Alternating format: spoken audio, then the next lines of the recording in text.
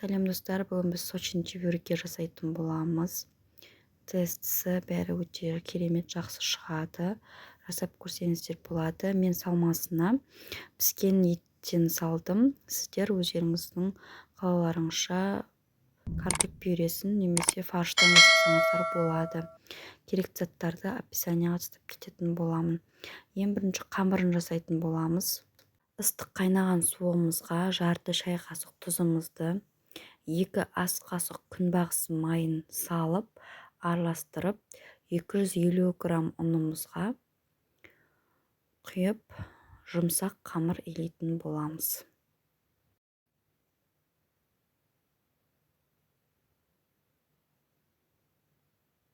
Міндетті түрде қайнаған болу керек. Неге мен құйып, ыстық болғандықтан мен оны ең бірінші қасығымызбен өстіп араластырып алдым. Одан кейін қолымызбен қамырды илей берсеңіздер болады. Жұмсақ, өте керемет қамыр шығады.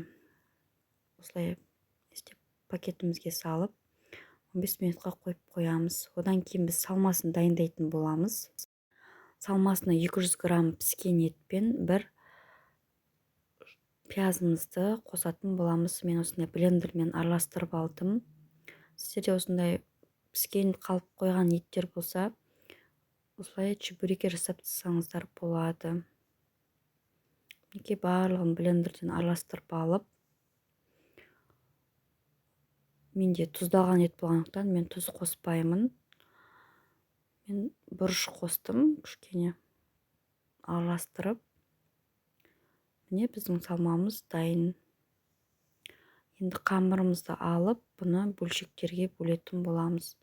Мен барлығын 40 граммнан осындай кішкене бөлшектерге бөліп, оны біз пакетімізге салып қоямыз. Одан кейін міне шетінен осындай қамырларымызды алып, дөңгелектеп, жұқа қылып жайып, одан кейін осындай салмасын салып, шеттерін басып, біркелкі болу үшін осылай пышақпен мен кесіп тастадым. Неге біздің чебурекелеріміз дайын, осылай дайындап аламыз барлығын. Одан кейін қызып тұрған майымызға өстіп салып, екі жағын қуырып алатын боламыз, қызартып.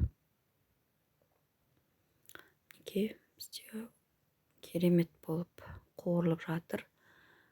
Неге біздің барлық чебурекелеріміз қуырылып дайын болып шықты.